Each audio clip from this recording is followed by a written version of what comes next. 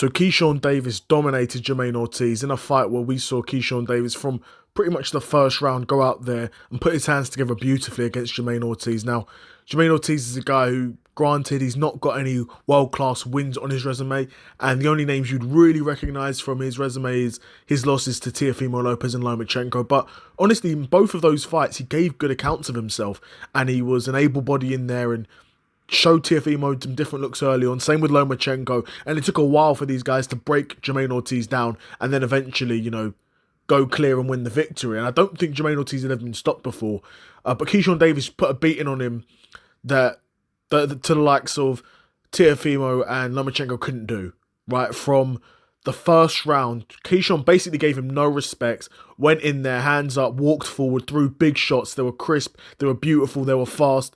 But the only thing is, when you're doing that, and you're applying pressure, and you're trying to close the distance, land big shots, you sit down on your shots, you're there to be hit. And every now and again, Jermaine Ortiz, because he's a live body in there, would throw shots and would occasionally catch Keyshawn Davis. Nothing that hurt him, but you've got to think, someone who's a bigger puncher at a bigger weight division, or even at 140, and you're allowing yourself to be hit with those shots, then it could be curtains. But he never had any problems at 130.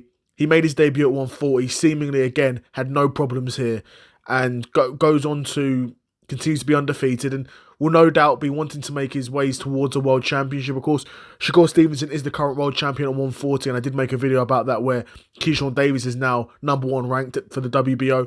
It's unlikely that these two will ever fight each other, but that is the case where that is the world title, that's the route that Keyshawn's currently going down. Obviously, I could have seen Shakur vacating. I could even see Keyshawn moving up to 147. I'll make a separate video about that.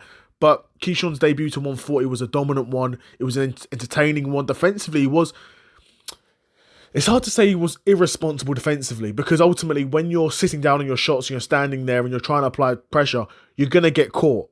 That's what happens. The best guys defensively were never in those positions. So I can't say that Keyshawn Davis was necessarily defensively irresponsible. Maybe overzealous a touch, but that seems to be his personality. He's animated, he's aggressive, he's excitable, he's boisterous, compared to the likes of a Shakur or even a Devin Haney, where these guys seemed a touch more subdued and chilled out and calmed. Boxing's a reflection of your personality, right? Art mirrors life. Is that the saying? So no doubt Keyshawn boxes the way he does, because that's who he is as a man, right? But you got to think, against bigger punchers in the weight division. I mean, who's a bigger puncher like that at the top? Dalton Smith, I guess. Who else? Shakur, he's not going to fight Shakur. Sabrol Matias, he just lost to Dalton Smith, but he's a big puncher. Who else?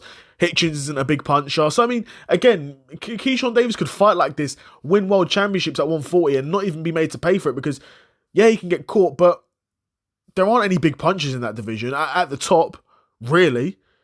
He won't fight Shakur, even though Shakur's not a big puncher. Dalton Smith's a puncher. Granted, he stopped Sabrol Matias. He's got some power in his hands. Richardson Hitchens, who's not a big puncher. I mean, Gary Antoine Russell. Again, Gary Antoine Russell is a boogeyman. Now that Sabrol Matias has been beaten, Gary Antoine Russell is undoubtedly the boogeyman in that division. Yeah, if Keyshawn can stay away from Gary Antoine Russell, then he's got a good chance of winning a world title at 140.